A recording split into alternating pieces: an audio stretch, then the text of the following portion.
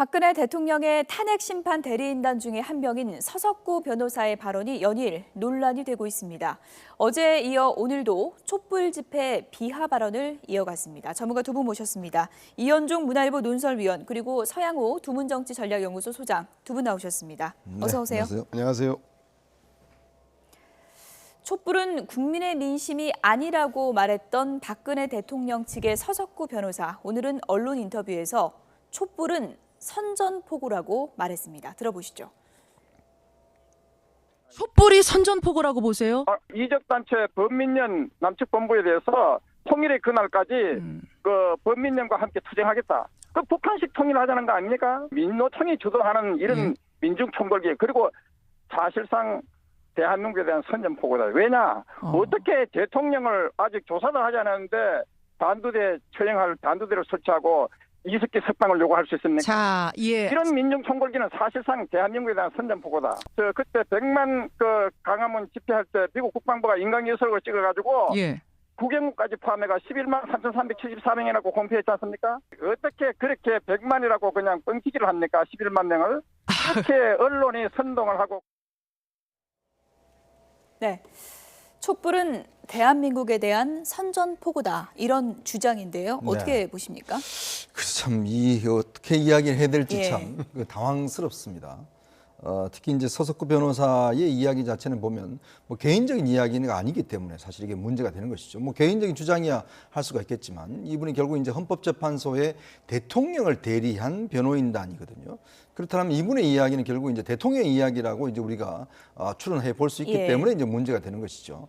특히 이제 헌법재판소 그날 그에서 본인 이야기한 것과 함께 오늘 이제 언론 인터뷰를 보면 좀 여러 가지 근거 자체가 자세히 좀 없는 이야기도 또 있는 것 같아요. 예. 여기 보시면 이제 미국 국방부가 인공위성을 포함해서 11만 3,374명이다 했는데 제가 오늘 아무리 다룰지도 봐도 이런 통계가 나온 적은 전 듣도 보지도 못했습니다. 예. 이제 그런 걸 포함해서 나머지 어떤 물론 뭐 1%는 분명히 사실관계는 있습니다. 예를 들어서 뭐 그 집회를 주도한다는 제가 민주노총이라는 건 맞습니다. 예. 민주노총 포함해서 1,500개 단체가 주도는 맞는데 1%를 99%라고 이야기하는 것은 제가 볼 때 좀 과장이 아닌가라는 좀 그런 생각이 좀 듭니다. 촛불은 국민 전체의 민심이 아니다. 촛불 집회를 놓고서 국민 전체의 여론이라고 볼 수 없다라고 이제 계속해서 주장을 하고 있는 것 같은데요.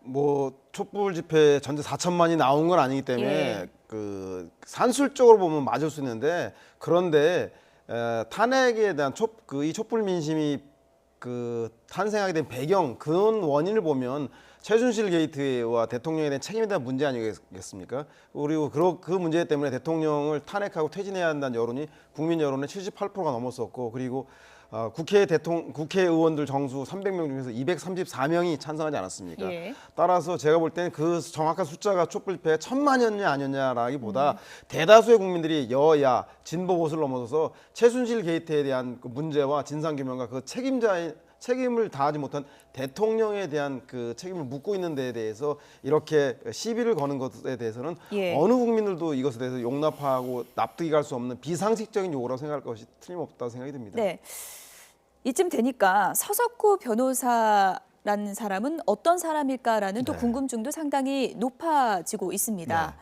그러니까 판사 재직하다가 변호사 활동을 하신 분이죠. 그러셨죠. 예. 이분이 이제 원래는 판사 재직하실 때 상당히 진보적인 판결을 많이 내리신 예. 분입니다. 대표적인 게 부림 사건 그렇죠. 우리가 이제 재판이죠. 변호인이라는 영화를 보시면 예. 거기에 이제 그 판사가 나오시는데 무죄 선고를 해서 당시에 상당히 파란을 일으켰던 예. 그런 판결로 또 이제 그러니까 그 영화 돌이켜 보면요, 참 기묘합니다. 노무현 전 대통령과의 인연이 상당히 그렇죠.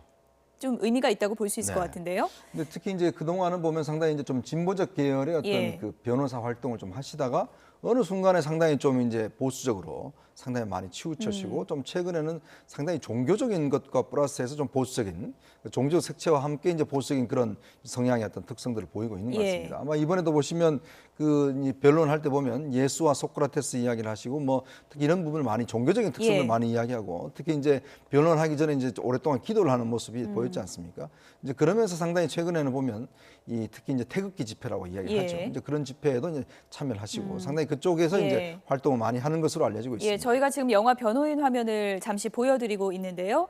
불임 사건을 다룬 영화였고요. 송강호 씨가 주연한 영화인데, 그러니까 저 영화에서 그 판사가 서석구 변호사고 그 변호사가 노무현 전 대통령이었던 거죠. 네, 그렇죠. 예. 불임 사건은 잘 아시겠지만 노무현 대통령의 최측근이었다고 하는 이호철 씨가 당시 부산 대학생으로서 저 사건에 연루되어서 공안 사건으로 조작되어서 모진 고문을 받았던 사건입니다. 예. 그래서 인권 변호사였던 노무현 그 대통령이 변호인으로 나오고 그것을 재판 판결하는 분이 서석구 그 당시 판사였는데 이분이 판사 재직이 끝난 이후도 10년 정도까지는 대구 경북 지역에서 유명한 인권 변호사로 예. 학생 운동을 하거나 민주화 운동을 했던 사람들을 위해 무료 변론을 했던 분인데 90년대 초반에 갑자기 그 선언을 합니다. 뭐라고 하냐면 예. 김대중 노무현 정권을 만든 것에 대한 죄책감 때문에 이제는 내가 소위 말해서 보수 운동권이로 전향하겠다라고 예. 하는 글을 공식적으로 발표하면서 그 이후에 소위 말하는 어버이 연합의 법률 고문을 만든 등 예. 우익 우파 활동이라고 하는 그 활동에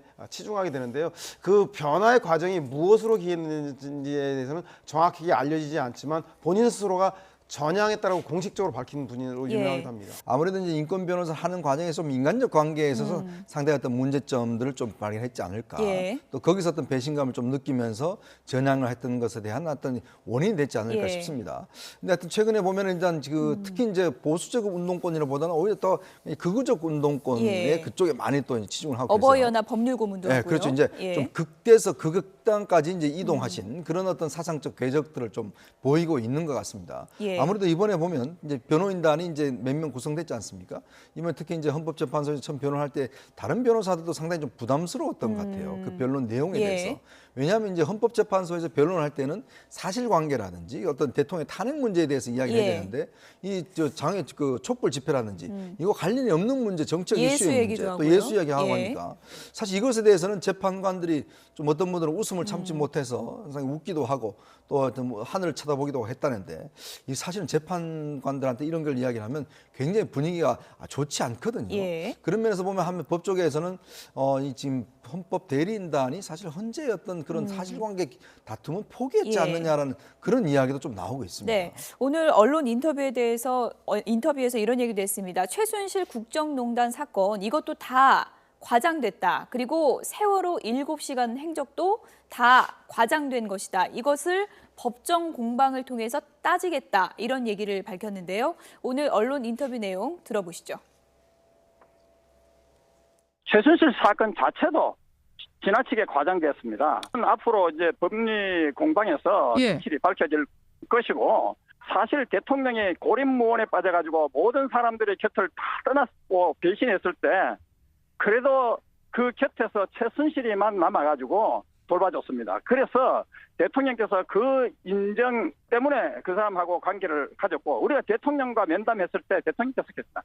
내가 최순실에게 무슨 막강한 권력을 준 것처럼 그래서 국정을 농단한 것처럼 내가 그렇게 그걸 했다는 건 너무나 터무니없다 그렇게 얘기를 하셨는데 세월호 7시간에 관해서는 청와대 홈페이지에 이미 공개가 됐고요. 이것이 공개가 됐는데도 불구하고 예. 언론이 과도하게 대통령을 모욕하고 인격살인에 가까운 보도들이 그 판을 쳤지 않습니까? 가능한 한 10일까지는 내겠다고 우리가 내겠다고. 얘기를 했죠.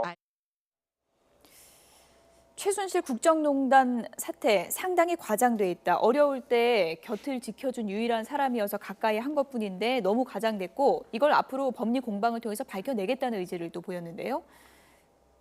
어떤 게 과장됐는지는 또 구체적으로 얘기를 안 하시네요. 제가 볼 예. 때는 뭐 검찰 측에서 최순실과 박근혜 대통령의 공모관계는 차고 넘친다. 예. 400건이 넘는다라고 얘기한 것에 대해서 아마 제가 볼 때는 대통령 측 법률 대리인단이 그렇기 때문에 그것을 그 탄핵 소추에 대한 이유와 그리고 물증과 그 증인들에 대해서 공박하고 논증하는 것보다는 예. 이렇게 정치적인 그 설변을 늘어놓음으로써 특히 예. 예수나 소크라테스를 끌어들여서 예. 대통령이 정치적으로 탄압받았고 이것은 어떠한 특정 정치 세력에 의한 예. 정치적 음모다라고 몰아가는 것들을 보면 예. 제가 보기엔 사실상 그 탄핵 재판을 법리적 공방이 아닌 예. 정치적 공방의 장으로 만들어서 하나는 탄핵과 비본질적인 문제를 제기함으로써 탄핵을 지연시키고 예. 또 하나는 보수층을 결집시켜서 탄핵 심판 재판관들을 압박하기 예. 위한 두 가지 목적이 있는 건 아닌가 그렇게 오히려 의심되어지는 점이고 예. 사실상 법리 공방을 할 생각이 있는지 첫 그 심리에서는 전혀 보여주고 있지 않기 때문에 예. 저 얘기조차도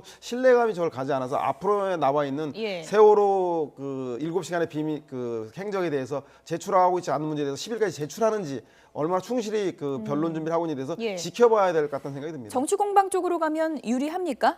보수층이 좀 결집하는 건가요? 뭐 지금 시대가 사실 예. 그리스 로마 시대는 아니지 않습니까? 예. 이제 그런 상황에서 아마 이제 변호인단 같은 경우는 사실 사실관계를 다투는 것이거든요. 물론 이제 헌법재판소라는 데가 이제 아무래도 뭐 사실관계 플러스 정책 문제를 예. 다루긴 합니다만은 기본적으로 사실관계 즉 증거에 입각한 상황 자체를 다투야 되지 않겠습니까? 예. 자 그러면 검찰이나 특검이 제시한 여러 가지 증거에 대해서 그런 변호인 측에서 뭔가 다른 증거를 댔어야죠. 그래야 이제 논쟁에 붙지 않겠습니까? 예. 근데 지금 보면은 그 헌법재판소가 이야기했던 증거에 대해서는 하나도 제시를 하지 않았습니다. 왜냐하면 대통령에 대한 이야기 7시간에 대해서 뭐 상당히 자세하게 내라는 것도 아직 내지는 않았어요. 예. 자 그런 걸로 보면 제가 볼 때는 아마 어차피 이제 이런 분들 뒤집을 수 있는 만한 대통령의 진술이나 증거가 없는 상황. 왜냐하면 이분들도 대통령을 1시간 반 만났거든요. 예. 자 그러면 대통령이 그 모든 상황에 대해서 어떻게 자세하게 이야기했겠습니까? 지난번 1월 뭐 1일 대통령이 상당히 기억력이 좋다. 그래서 뭐 논리적으로 다 설명을 하더라. 이렇게 또 얘기를 근데 하더라고요. 글쎄 1월 1일 날 우리 신년 예. 기자회견에 보면 대통령이 예. 뭐 잘 그때 뭐 그냥 제대로 했던 이야기를 못 하시는 걸 보면 예. 좀 관점이 좀 다르지 않는가 싶어요. 예. 근데 그런 면에서 본다면 어차피 지금 이 상황에서 증거를 뒤집을 만한 증거가 없다라면 이제는 뭐 정치적 투쟁으로 갈 수밖에 없지 않겠는가. 예. 장외의 어떤 힘들을 빌려서 예. 어떤 대통령 탄핵 이후까지도 생각하는 저는 그러한 측면을 좀 읽히는 것 같습니다. 예. 청와대가 홈페이지에 세월호 당일 행적에 대해서 공개를 한 바가 있습니다. 그것보다 좀 더 자세하게 어떤 것을 공개할 수 있을까요? 핵심적으로는 예. 그 윤 전 행정관을 통해서 예. 대통령은 그날 정상 업무를 했다라는 것만 그 주장하고 있지 예. 구체적으로 무엇을 하고 있다는 데 얘기하고 있지 않고요. 예. 특히 청와대 홈페이지에 드러나 있는 것 중에서도 비어 있는 시간 공백들이 되게 많습니다. 특히 예. 속보가 오보였다는 것이 밝혀지면서 2시부터 수많은 인명들이 희생되고 있다는 것이 밝혀진 이후 중대본에 갈 때까지의 그 5시간 정도의 12시 반부터 5시 15분까지의 행적에 대해서는 보고 2번을 받은 것 말고는 구체적으로 밝혀지지 않고 예. 오히려 윤 전 행정관이 그 미용사하고 메이크업 담당하는 분이 들어와서 대통령의 머리를 만졌다는 것 이외에는 추가적으로 밝혀진 게 없기 때문에 예. 1차적으로는 대통령 측에서 그날 도대체 7시간 동안 어떤 일이 있었는 데서 소상히 밝히는 것이 전제가 돼야 한다는 생각이 듭니다. 예. 그리고 나서 그것이 옳고 그른지에 대해서는 바로 예. 그 심리 과정을 통해서 물증과 자료와 증거를 통해서 예. 공방이 이어져야 되는 건 그 후순 다음번 문제라는 생각이 듭니다. 우상호 원내대표는 오늘 원내대책회의에서 요가를 한 게 아니냐 그 시간에 뭐 이런 또 의심까지 제기를 했는데 박근혜 대통령 측의 대응에 대해서 오늘 민주당이 비판을 쏟아냈습니다. 어떤 얘기가 나왔는지 들어보시죠. 촛불은 민심이 아니다. 변호인의 망언은 헌법재판소와 헌정 질서를 윤멸하는 행태였습니다. 변호인의 고의적인 이 같은 이념 공세는 결론의 쟁점을 흐려서 시간을 끌어보겠다라는 것이고 어버이 연합이나 박사모 같은 극우 성향의 탄핵 반대 세력을 선동하는 조악한 정치 행위로 변호인의 품위를 저버린 것입니다. 변호인의 수준이 대통령 수준은 아니길 마지막으로 바랍니다. 문재인 변호인은 어버이연합 법률 고문이자 5.18 광주 민주화 운동에 북한군 개입 의혹 제기로 고소당할 뿐이라고도 합니다. 윤 행정관이 오전 내내 그 세월호 7시간 있었던 그날 오전 내내 관저에 있었다 이렇게 이야기합니다. 헬스 트레이너가 오전에 관저에 있었으면 대통령 헬스 요가 시킨 거지 무슨 업무가 기억이 안 나요. 말도 안 되는 소리를 하고 있어요. 왜? 특정 거짓말을 이렇게 어떻게 헌법재판소에서 할 수가 있습니까? 애들 바다에서 그 차가운 바다에서 죽어가는데 자기 몸에 가꾸려고 헬스한 거 아니에요, 대통령. 이걸 숨기려고 그렇게 밑들어 앉고 있는 거 아닙니까? 우상호 원내대표의 추측에 대해서 어떻게 생각하십니까?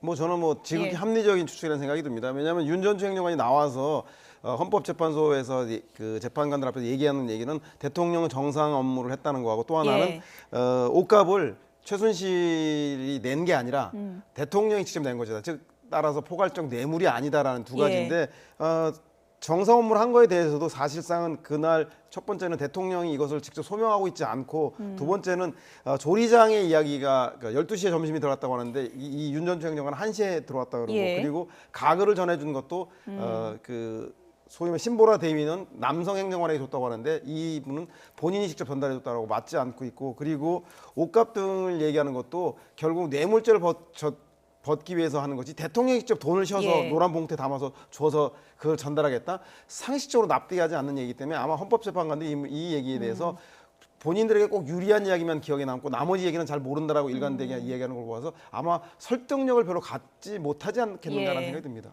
어제 저도 윤전추 행정관의 진술을 보면 좀 이렇게 앞뒤가 안 맞는 부분이 좀 있는 게 뭐냐면 예. 대통령이 아침에 상당히 머리도 다 하고 메이크업도 다 하고 이런 상태가 있었다고 이제 진술을 하고 있거든요. 근데 대통령이 또 오후에 또 한 번 더 합니다. 그러니까 외국에서 다시 와서.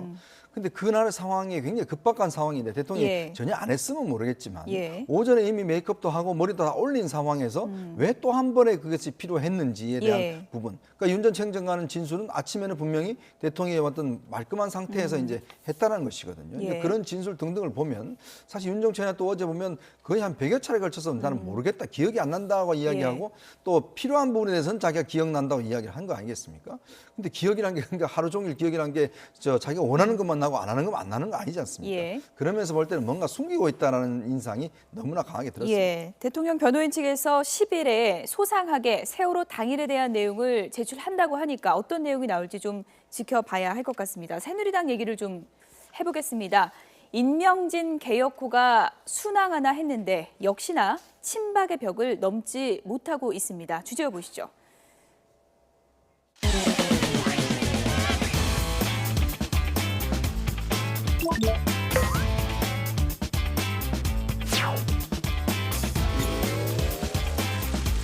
이 나라를 망친 패거리 정치의 민낯이었던가 낱낱이 보여준 그런 그 사태라고 생각합니다.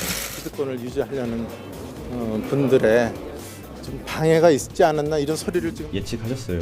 내가 무슨 점쟁이야?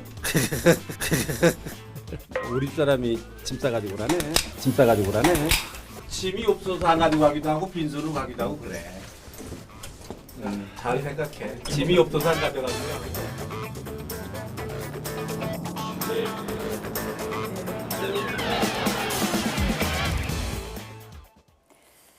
임명진 위원장의 심리 분석을 좀 해보도록 하겠습니다. 오늘 기자들에게 이렇게 얘기했습니다. 집사람이 짐 싸서 오라 한다. 짐이 없어서 안 가지고 가기도 하고 그냥 빈손으로 가기도 하고 네. 알아서 분석을 해라 했는데 어떻게 분석하십니까? 일단 지금 본인 입장에서 보면 오늘 상당히 모욕을 당했다고 예. 생각할 수 있을 것 같습니다. 특히 이제 6일 날로 일단 지금 그 퇴진 시한을 정해줬는데 그리고 그 날짜로 퇴진하지 않으면 저는 본인은 8일 날 가겠다고 이미 스케줄을 다 제시를 한 상황이지 않습니까? 자, 그런 상황에 대해서 오늘 친박들이 일단 전국 상임 전국회의를 일단 뭐 부결시키는 그런 상황이지 않습니까? 예. 또 인원 정족수가 차지 않아서 그렇다 본다면 이거는 임명진 위원장한테 명백한 사인을 보낸 것이죠.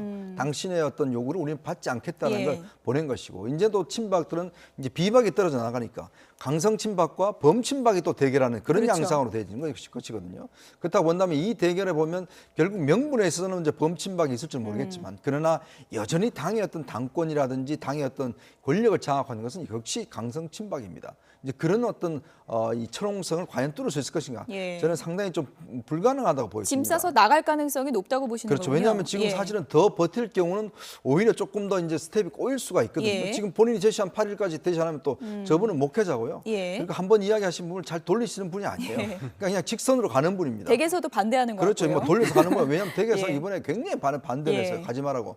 그래서 본인이 어쩔 수 없이 이제 사실은 이제 수락을 했는데 예. 제가 볼 때는 아마 그 서청원 의원이나 최경환 의원의 어떤 입장을 발표하지 않으면 예. 저는 8일 날 사퇴할 가능성이 좀 높다 봅니다. 8일이면 이틀 남았습니다. 이제 내일 하루의 기간이 거의 남은 셈인데 짐 싼다고 보십니까? 저는 뭐 서청원 집사하고 임명진 목사하고 싸우면 예. 집사보다 목사가 더 세지 않겠습니까? 아, 제가 볼 때. 그렇습니까? 예. 이것은 두 사람의 싸움 이전에 만약에 서청원, 최경환 두 친박 핵심 의원들이 인적 정상이 되지 않는다면 예. 임명진 위원장은 분명히 8일 아니라 그 다음 주 중이라도 사표를 낼 예. 텐데 만약 임명진 위원장이 사퇴했을 경우에 새누리당의 현 상황을 보면 제가 볼 때는 초선의원을 비롯해서 충청 지역원 그리고 개파 성향이 옅은 중도 성향의 의원들은 예. 제2의 그 분당 수준의 탈당을 통해서 비박신당을 선택하지 않을 수가 없습니다. 예. 대선 때 아무 역할도 하지 못한 새누리당에 남아 있는 것은 곧 정치적 생명을 단축하는 길이기 때문에 저는 따라서 정우택 원내대표가 아마 전국 상임위원회를 한 번 더 소집을 해서 예. 정족수를 낮춰서 의결을 해낼 거라는 생각이 듭니다. 예. 그래서 급한 불은 끄고 그리고 나서 서청원, 최경원 의원들을 예. 나머지 범박의 개파성이 얕은 의원들이 설득을 해서 이선 후퇴 사실상의 예. 출당을 요구하는 그래서 임명진 비대위원장이 승리하는 길로 가지 않겠냐라고 전망을 좀 해보고 싶습니다. 예. 어쨌든 서청원 의원 오늘까지도요 절대 못 나간다면서 더 강력한 입장을 밝혔습니다. 탈당 언급하면 법적 대응까지 나서겠다 이렇게 강력하게 나오고 있는데요. 네, 근데 뭐 정치적인 문제를 법적 공방으로 간다고 예. 해서 사실 뭐 법원이나 검찰에서 그렇게 뭐 받아들이는 경향은 아니거든요. 근데 문제는 이제 정당법 54조에 뭐 그렇죠. 그런 얘기가 있습니까? 그러니까 뭐 그런 게 있는 모양입니다. 예. 그래서 아마 본인의 어떤 의지를 좀 강조하겠어요. 왜냐하면 이게 인위적인 탈당을 강요할 경우는 이제 안 되거든요. 본인은. 그렇다면 탈당 같은 경우도 보면 당의 어떤 절차가 있지 않습니까? 예. 그리고 윤리위원회를 거친다든지 3분의 2의 의원총회에서 결의를 해야지만 이제 탈당이 됩니다. 근데 지금 상황에서는 사실은 탈당이 되기 힘든 구조가 돼 있죠. 그래서 지금 본인들의 결단을 지금 촉구하고 있는 그런 상황이거든요. 예. 근데 이제 서청원 전 대표 같은 경우도 사실은 여기서 물러날 경우는 본인의 정치 생명이 이제 끝난다라고 판단을 하고 있겠죠. 예. 그런 면에서 본다면 본인도 이제 사실 물러날 곳이 없는 것이고. 예. 그리고 이제 최경환 의원도 마찬가지 지금 뭐 이선 후퇴가 돼 있다고 하지만 TK 민심을 일단 등에 업고 이제 버티고 있는 상황 아니겠습니까? 예. 또 오늘 여론조사를 보면 새누리당이 그렇게 어떤 불리한 구조는 또 아닌 것 같아요. 그렇군요. 그런 면에서 본다면 예. 아직까지는 물러날 때가 아니다라고 본인들 예. 스스로 판단하는 것이 아닌가 싶습니다. 두 분의 말싸움도 거의 점입가경인데요. 지금 그래픽 보시면 패권 정치다 이렇게 하니까 서청원 의원이 또 할복하라고 했다는 거는 협박죄, 강요죄에 해당한다라고 쏘아붙였고요. 임명진 비대위원장이 할복하지 말라는 뜻이다. 한국말을 좀 끝까지 들어라. 이렇게 또 쏘아붙였습니다. 아니 문제는 내가 서청원 의원이 예. 자기 발등을 찍었어요. 임명진 비대위원장을 모셔온 분도 예. 바로 서청원 의원이 같은 유신 독재 운동도 민주화 운동을 했던 민주화 동지이기 때문에 서청원 예. 의원이 추천해서 들어왔었는데 아마 그 본인이 모셔온 비대위원장 손에 본인 스스로가 당을 떠나게 될 줄은 미처 상상을 못해서 저런 일이 예. 벌어졌을 텐데 결국은 모든 건 제가 볼 때는 국민들의 여론과 민심에서 결정이 날 텐데 이미 민심은 임명진 비대위원장으로 하여금 예. 대통령이 탄핵될 때까지 집권 여당으로서 아무 역할도 하지 못한 예. 친박계 핵심에 대한 인적 청산에 나서라라고 손을 들어주고 당내 세력 구도도 정우택 그 원내대표를 비롯해서 범박 그 진영들이 이미 임명진 비대위원장 손을 들어주고 있지 않습니까? 그런데 궁금한 게요. 네네. 민심은 그렇다고 치는데 오늘 전국위원회 열린 상황 보면 결국 친박 핵심이 가지 말라고 하니까 근처까지 와서도 안 들어온 사람들이 많았다는 거 아닙니까? 네, 결국 그러니까 그 민심과 예. 당심이라고 하는 세력의 싸움일 텐데 예. 제가 볼 땐 중요한 대통령 선거가 없다라고 한다면 예. 전당대회를 앞두고 있다라고 하면 이 당심을 좌지우지하는 서청원, 최경환 예. 친박 핵심들이 버틸 수 있을 텐데 그것이 아니라 국민 여론과 직결되어 있는 대통령 선거를 앞두고 있기 때문에 예. 그분들이 그런 계속된 주장을 하기에는 상당히 제약이 많다는 생각이 민심이 듭니다. 당심을 바꿀 수 있다는 건데 동의하십니까? 그렇죠. 뭐 예. 민심을 이기는 당심이 있겠습니까? 예. 결과적으로 본다면. 근데 물론 지금 상황에서는 또 본인들도 다르게 판단하겠죠. 왜냐하면 예. 사실은 전국위원회라고 하는 분들이 대부분 국회의원들과 그다음에 시도당 위원장들, 자치단체장들이 않습니까?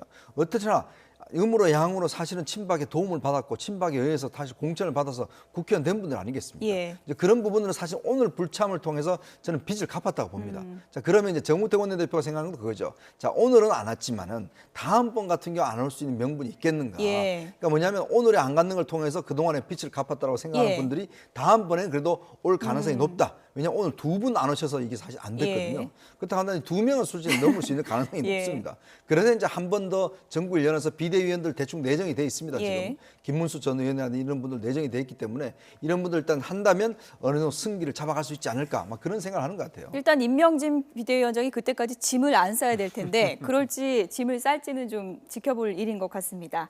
사드 방중 문제를 놓고 지금 여야 간의 설전이 치열해지고 있는데요. 특히나 개혁보수신당이 요즘에 날을 세우고 있습니다. 두 번째 주제 보시죠.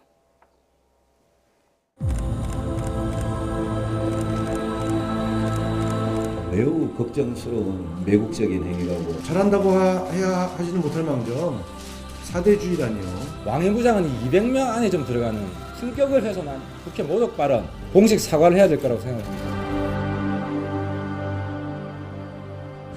어제 그 빠뜨린 것 중에 하나가 우상호 원내대표가 상당히 좀 실소를 금치 못하는 이야기를 했습니다. 그 민주당 7명의 방중은 역대 대한민국 의원들이 만난 인사 중 가장 고위급 인사다.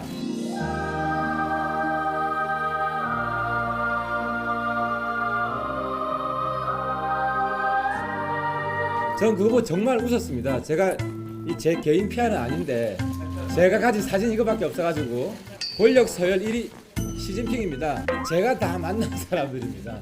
왕해부장은 200명 안에 좀 들어가는 사람입니다. 불려교육을 했는데도 천대받았다. 천대받고 무시당했다. 그 급이 대한민국 국회의 품격을 훼손한 국회 모독 발언, 품격을 훼손한 국회 모독 발언 공식 사과를 해야 될 거라고 생각합니다.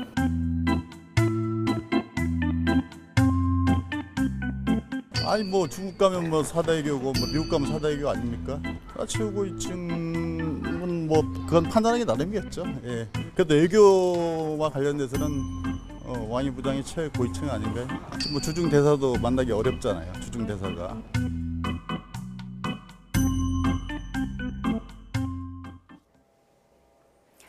하태경 의원 오늘 판넬까지 준비했습니다. 나는 시진핑 만났다. 이렇게 강력하게 주장을 했네요. 저는 뭐 예. 달을 가리키는데 손가락 가지고 싸움하는 것 같다는 생각이 들고요. 예. 실제로 가장 큰 문제는 뭐 왕이 부장, 외교부장에 대해서 현재 주중 대사도 김장수 대사도 못 만나고 있는 상황 아니겠습니까? 예. 본질은 사드의 한반도 배치에 따른 중국의 보복 때문에 한국의 기업들이 문화, 관광, 자동차, 배터리 기업 등이 엄청난 피해를 보고 있다는 것이죠. 예. 그래서 그 어느 누구도 할 수 없는 상황에서 제가 볼 때는 현재 공식적인 정부냐 비공식적인 의원 외교냐를 따질 것이 아니라 이 문제를 풀고 우리 민심을 전달하는 어필할 수 있는 예. 통로라면 모든 통로가 다 나서야 하는 것인데 저 문제를 굳이 저렇게 예. 그 4대 외교라고 정략적이고 이런 진영 대결 논리로 펴는 예. 것이 온당한 것인가에 대해 다시 한번 생각해봤다는 생각이 듭니다. 어쨌든 국회의원은 나라를 대표하기 때문에 외교 무대 갈 때는 그래도 급과 격을 조금은 따져야 된다는 시각도 있는 것 같은데요. 어떻게 보십니까? 이 기본적인 예. 외교 관계는요. 우리가 왜 초당적인 외교라고 이야기를 하겠습니까? 왜냐하면 국내에서는 서로 싸울 수 있습니다. 예. 여야가. 그렇지만은 외교를 하는 데 있어서는 한 목소리를 내야 되는 게 바로 국익이 있기 때문에 그렇습니다. 그러니까 그런 것 따져본다면 우리가 이번에 더불어민주당 의원이 가는 것 자체는 제가 볼 때는 우리가 못 만난 것이 아니라 지금 기본적으로 중국이 안 만나주는 것이거든요. 예. 자신들의 전략 때문에 그렇습니다. 예. 지금 일단 사드 반대를 하기 위해서 여러 가지 지금 압박 수단을 하지 않습니까? 자, 그런 면에서 더불어민주당 의원들이 지금 사드 반대를 하는 아직 공적으로 밝히지 않았지만 예. 반대하는 사람들이 가면 당연히 만나주겠죠. 왜냐하면 사실 중국 입장에서 본다면 우리나라 여론을 갈라놓을 수 있는 아주 중요한 수단이 되기 때문에 예. 충분히 만나주겠죠. 그러면 정부 관계자 안 만난 이유는 뭐겠습니까? 결국 이걸 지렛대로 해서 사드를 갖다가 포기시키겠다는 전략이 아니겠습니까? 예. 자, 그러면 거기에를 뻔히 알고 있는 더불어민주당 의원이 가서 저런 식으로 한다는 것 자체는 결국 중국이 노리는 것에 대해서 그대로 이제 그 중국이 노리는 바를 가서 하는 행위, 저는 그렇게밖에 보이지 않거든요. 자, 그렇다면 우리 의원들도 보면 외교 문제에서만큼은 예. 다른 거는 몰라도 저는 좀 신중해야 된다 봅니다. 그래서 뭔가 한 목소리를 내야 되는데 지금 보십시오. 서로 누가 저 높은 사람 만나면서 대결하는 거 보면 예. 중국 사람들이 보면 뭐라고 그러겠습니까? 그래서 저희가 좀 화면을 찾아봤더니 2014년도에 김무성 전 대표와 그 새누리당 의원들이 시진핑을 만난 적이 있더라고요. 그럼요. 가서 단체로 예. 만난 적이 있습니다. 예, 그거는 어떤 외교의 일환이었나요? 그러니까 결국에 예. 의원 외교에서 이제 집권당이 가서 이제 만나 좋은 거거든요. 그때는 예. 관계가 좋을 때였습니다. 자, 지금은 철저히 중국이 우리의 만남을 가지고 하나의 외교적으로 이용하고 있는 단계거든요. 예. 그렇다면 여기에 우리가 말려들어간다는 것 자체는 중국 입장에서 볼 때는 사실 한국의 외교 전술이라는 게 굉장히 미치에 있다는 예. 것을 우리가 스스로 드러낸 것이죠. 예. 하태경 의원이 조금 전에 이렇게 판넬까지 들어가면서 나 시진핑 만났다 하니까 김성태 의원이 옆에서 잘했어 하는 장면이 있었거든요. 개혁보수신당이 이 부분에 있어서 유난히 좀 날을 세우는 이유가 있을 것 같은데요. 그렇죠. 아무래도 안보란 문제에 대해서 야당과 차별화시켜내기 위해서 실제 외교 안보 문제에서는 정통이다라고 하는 걸 강조하기 위한 것인데 예. 저는 한 가지 얘기하고 싶은 것은 이번 방중이 사드 배치에 대한 찬성 반대 입장을 전달하러 간 게 아니라 예. 사드 배치에 따른 그 한반도에 대한 그 한국 기업에 대한 보복 조치를 항의하기 위한 것이었다. 예. 경제적인 문제를 풀러가는 것이라는 것 때문에 좀 다시 봐야 되는 생각이 들고, 원래 정부 당국의 채널이 막혔을 때는 예. 예전부터 비공식 채널이라던가 의원 채널들을 활용한 예가 많지 않습니까? 예. 뭐 지미 카터 대통령이 북한을 방문했다던가 그리고 뭐 미국의 국무장관이었긴 했지만 키신저 국무장관이 핑퐁 외교라고 비공식적으로 중국을 가서 중국의 외교 그 채널을 복구한다라던가, 저는 예. 그렇기 때문에 꼭 굳이 그것이 여야냐가 중요한 것이 아니라 지금 현재 얘기한 중국에서 많은 어려움을 겪고 있는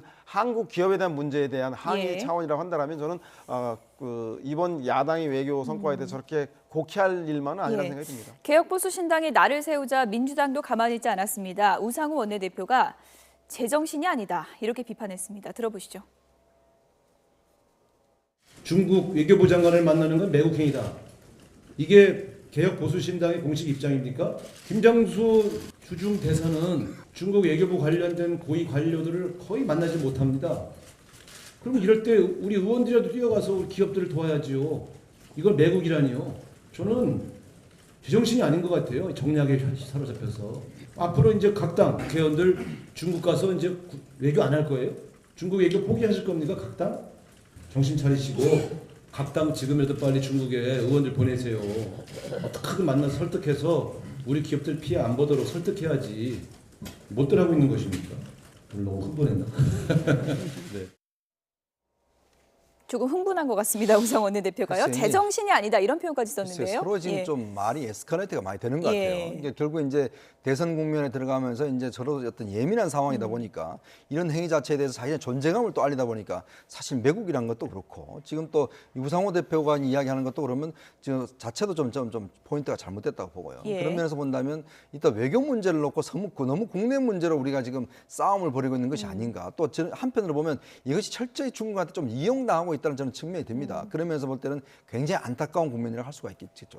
저는 뭐 그 개혁보수신당이 새로운 정치를 한다고 하는데 기존처럼 반중 친미를 하면 애국이고 친중 반미를 하면 내국이라는 식의 이런 흑백 논리를 가지고 접근해서 안 되고 철저하게 실용적인 관점에 접근했어야 되는 거 아닌가라는 생각이 들고, 따라서 이번에 야당의 방중도 오히려 뭐라 할 것이 아니라 어떻게 하면 국익에 도움이 될 것인가에 대해서 먼저 사전에 자료를 주고 외교 채널을 가동해서 오히려 활용할 수 있는 그런 지혜를 보였더라면 새로운 그 정당에 맞게 새로운 이미지가 좋았을 텐데 예. 예전에 새누리당이 했던 그런 그 진영 대결에서 한치도 벗어나지 못한 모습을 보면 개혁 보수신당이나 새누리당이나 예. 같은 정당의 색깔을 가지고 있는 그 자웅동체는 아닌가라고 야당에서는 의심하고 있는 것 같은 생각이 듭니다. 예. 오늘 국회에서는 난데없이 국회의원들의 이런 하소연이 이어졌습니다. 문자 테러 때문에 살 수가 없다 이런 내용인데요. 이게 무슨 내용인지 좀 들어보시죠. 저 역시 그 문자 테러로 상당히 시달리고 있습니다.